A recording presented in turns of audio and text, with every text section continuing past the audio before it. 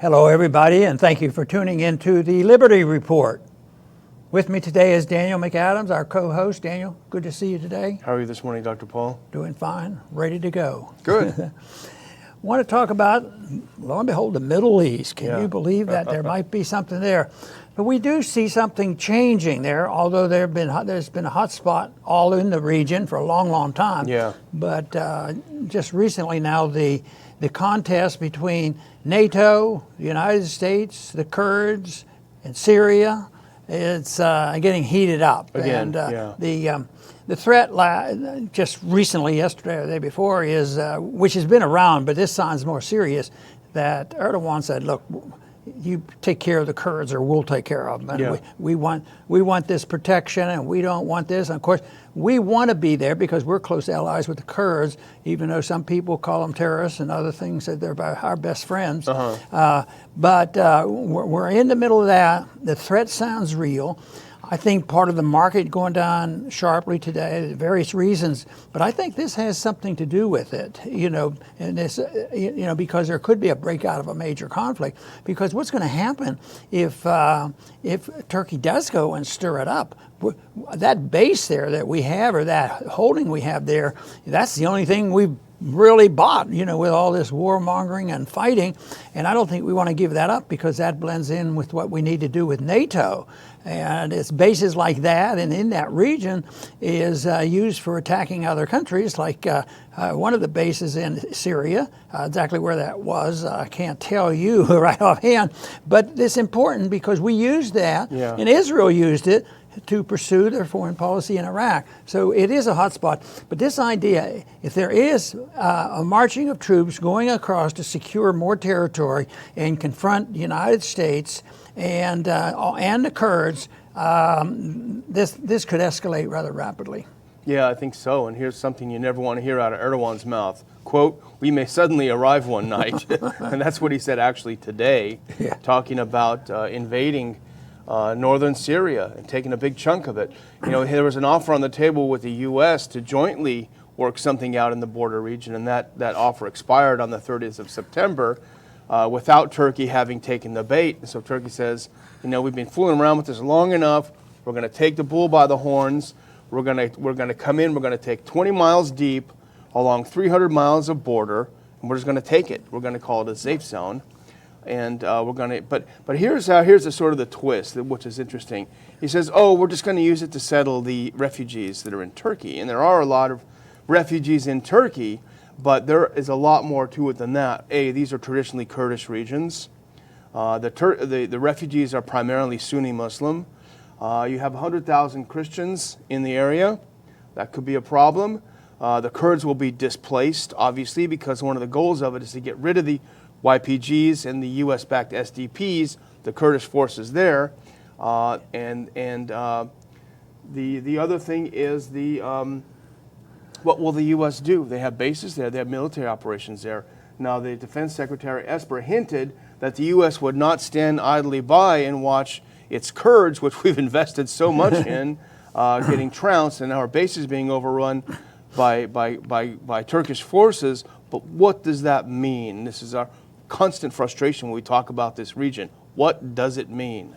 This argument going on today and these threats, this is territorial. I mean, we can see that. But there's also other factors going on, and they're more long-lasting. The alliances that we have, the involvement of NATO, people who want to sell weapons, and the cancellation, that we made of our F-35s. I always thought, why'd we do them a favor? We were punishing Turkey because they bought some missiles from Russia. So the finances is always there, and sometimes that might be primary, and they use these other people to do the fighting to keep things going. And some people don't even like to get their hands dirty, but if there's conflict. But I think there's real honest effort for territory here on rights. The only thing I can say that I feel certain about is that we don't have a right to claim any of that land. We shouldn't be picking sides on it. And I think maybe that boundary would have been settled a long time ago.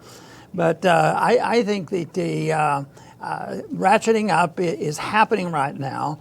And the thing of it is, they can't predict exactly what will happen. I think this whole thing about releasing, the refugees, and you mentioned that to me is a big deal because Erdogan's been threatening that anyway because he's not getting any help from the Europeans, and he's been allowing them, or they've been in Turkey, but he says he wants to send them to Europe.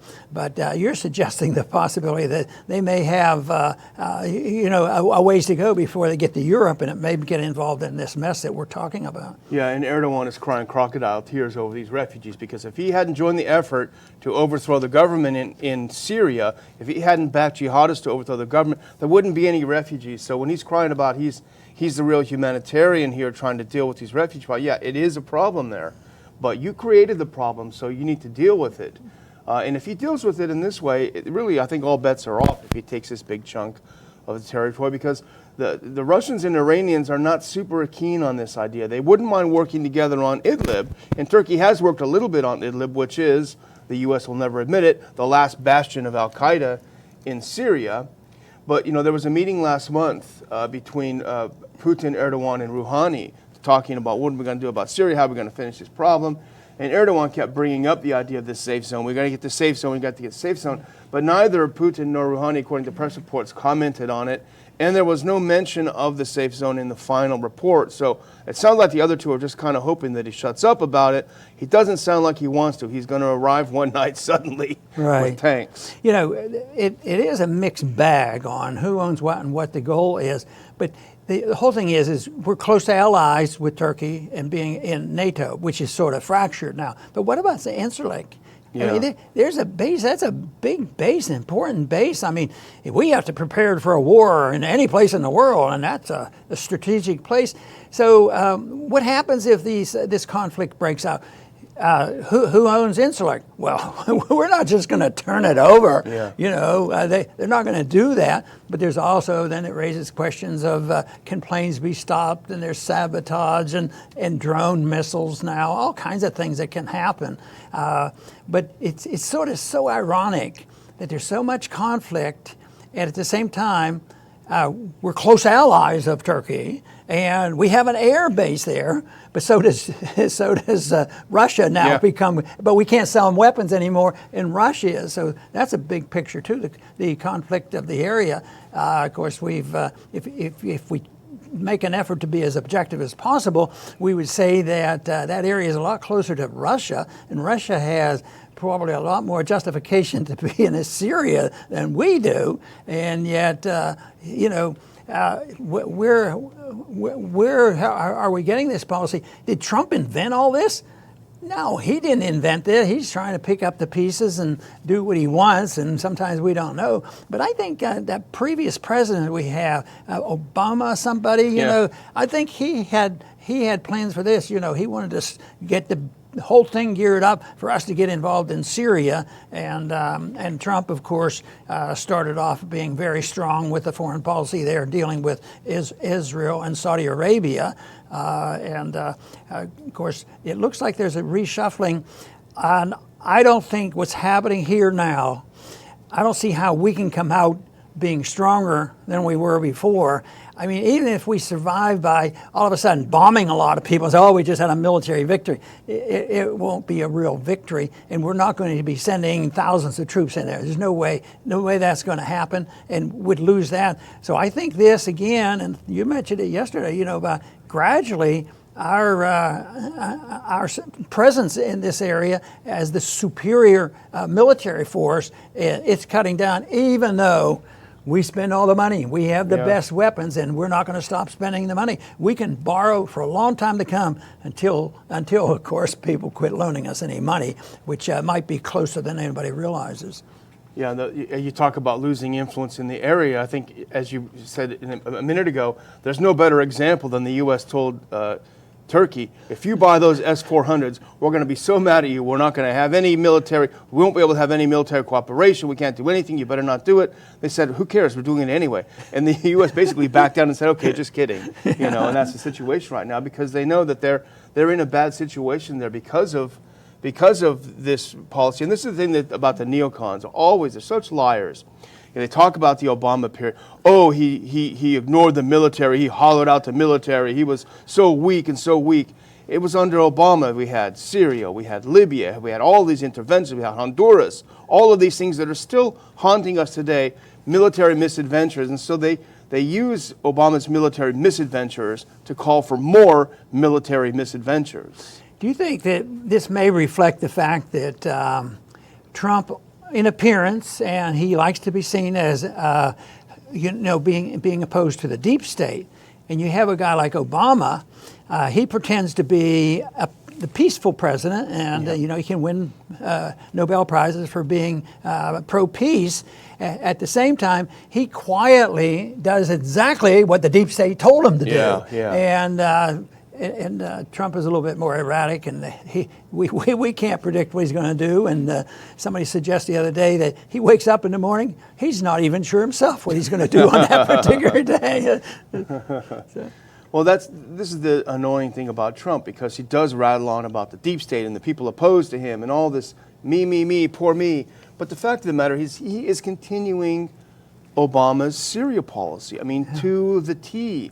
His special envoy to Syria, James Jeffrey, he's a neocon. He's from the Washington Institute for Near East Policy, which is super anti-Iran and super pro-Israel. Here's what he said. Trump tries, but he's so hapless because he surrounds himself with people like Jeffrey. He said the other day that Trump was, quote, misunderstood when he announced that U.S. forces were leaving. He didn't really mean that. He meant something else. He also said Friday, and this is it, Assad needs to be removed from office, and that military options against him remain on the table. The temptation should be to him that he has access to Twitter. They haven't canceled him yet. Not yet. That if somebody accuses him of something that he did, he should just get on there and say, I did not do it. Just really blatantly cut him down. He does a pretty good job at it. I don't think I can give him advice on it. But sometimes when they make these accusations, he says it should be, that's wrong. It's not part of it. And the guy's fired for saying it. But they're still there. It still blows my mind, and this is getting off on the other subject of does this hurt Trump on the impeachment thing, is this whole thing. You suggested he has neocons around. They're in the White House. Yeah. I mean, and this whole thing about, it's unpatriotic to attack the FBI and the CIA. Even after all these lies and real attempts, Trump's right that it appears that at least they're putting on a good stage that there is an attempted coup, to get rid of this guy, to get rid of Trump. So yet Trump has, what is the president not even, they want to run the world, and they can't say who lives and works in the White House, and they allow people to come in who, and we've talked about the CIA for a long time, all the way back many years, all the way back to 1953, dealing with Iran and with the Kennedy assassination. Have those people in there? I mean, it just doesn't make any sense. I don't know whether we'll ever find the answer to that. No, I can't. I can't guess. Can you imagine if when I was working for you on the Hill and you went down to the floor and said, we are opposing any U.S. action in Libya, if I had put out a statement from the office saying, well, Dr. Paul was misunderstood in that comment. He's actually in favor of the intervention in Libya. Can you imagine? I would be looking for a job that afternoon. Right. Yeah, it's incredible. So the U.S. hasn't changed its policy. It doesn't know what its policy is. It's in a bind. Everyone else is acting because, as you pointed out, they have legitimate national interests there. You say the Russians. Yeah, the Russians, if the cancer of ISIS and the cancer of jihadism spreads, it's not going to hit the U.S. It's going to go northward. Russia already has problems on its borders with radical Islam. It's already dealt with these issues. It's dealt with them for decades. It's festering. So they have a legitimate concern with keeping this stuff outside of their borders. It's not being pro-Putin to point out simply geography. They're right there. This stuff does spread, and they're dealing with it in their own national interest. How can you say anything we're doing in Syria or the Middle East is for our national interest? What's in it for us? Nothing. The only thing that you can get down to the bottom line is somebody's going to make a buck. Yeah. War profiteering. And that's not like it's a top secret. They don't even hide from that, And even guys like Pompeo and others, they don't even lie the fact that, lying is proper and permissible when you're doing serious business for our government. They go ahead and lie. But the big question in my mind is, will Turkey actually follow through? And I would say, easy odds, 50-50. 50-50, yeah. Flip a coin. And the other question immediately people should ask, why should we care? Most people don't know what's going on. They'll say, why are we there? Yeah. And we discover quite a few times we can't keep up with these 170 different places where we might have the CIA agents and the special forces. So, but why should we care? Well, first, we ought to know exactly where our people are and what are the dangers. And this area has been well known and it's very dangerous. The people should care. And if my suspicions are correct, they may care a lot more that what's happening in the markets. The markets are very important. They're indicators, and there's a lot of things that affect the market, but this might be one factor that nobody's paying much attention to. And then if Erdogan does something tonight, things might be a lot more chaotic tomorrow. And when you see these sudden changes in the market where the overnight rates, everything is zero or negative, overnight rates are 10%. Yeah. Well, those are the real rates when they get a little bit nervous until the printing presses come out or the computers come out and take care of all this. But it can change. Erdogan could change it. Matter of fact, quickly. My guess is that he won't do it today. Or tonight. Well, my prediction would be that if Turkey does invade northern Syria, it is going to be a massive disaster. You're going to see ethnic cleansing that will make Yugoslavia look like a picnic in the park. It's going to be a real disaster. It's going to be a big blow to U.S. Legitimacy or U.S. Pride in its foreign policy. And it's going to lead to a lot of bloodshed and death, and it's going to drag this out for years and years. That makes me think they probably won't do it because I don't think they're capable of really pulling it off. But I would just finally close by again reminding all of our viewers and how much we appreciate your watching the show and tuning in. But also to ask you to please just hit like because that helps our algorithms raise and all that good stuff. And also please subscribe, not only to the Ron Paul Liberty Report here on YouTube, but go to the Ron Paul Institute, ronpaulinstitute.org. Subscribe there for updates as well, so we can keep you in the loop. You never know when they'll pull the plug on us, so we'd love to be able to connect with you. Dr. Paul? One thing we haven't mentioned, but it's always involved in incidents like this, and that has to do with the threat of terrorism. That's what we have to be really careful because it is the easiest excuse to get the American people, to join in.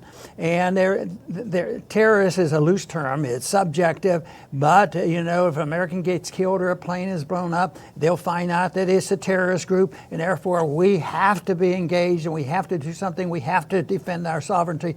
So the terrorism excuse is used frequently, it has been used, but quite frankly, I think of terrorism of anybody who gets killed from something that falls out of the sky just any old time and you don't know when it's coming or where it has come from. So this is something that it's just an excuse. Try to get on the side of the moral high ground. But one thing is, it's very difficult to overcome the significance of people who are fighting for their homeland. And I tell you what, the United States is not fighting for our homeland between Turkey and Syria. The Russians aren't fighting for their homeland either. But there are factions there, and the Kurds, have their beef. The Turks have theirs. But this has been complicated. It's been complicated all the way back to the Versailles Treaty. It's been complicated, with our involvement, and this makes it more difficult to pick and choose sides. But it's easy to do if you believe in a foreign policy that is designed really with the guidance from the Constitution and also guidance from a moral principle that we don't have the right to do this. We don't have the ability, we don't even have the smarts to do this, and yet it goes on endlessly, and then all of a sudden, sometimes bad things happen. You know, some of the big wars, World War I and II, there were hints how it was being, how we were leading up to it, and it was ignored. And this is a big problem. But these are warning signs. There's hope that people will wake up. Let's wake up and decide that we don't need to be so involved around the world. It would be a much better place for us and a much better place, quite frankly, I think, for the whole world. I want to thank you for tuning in today to the Liberty Report. Please come back soon.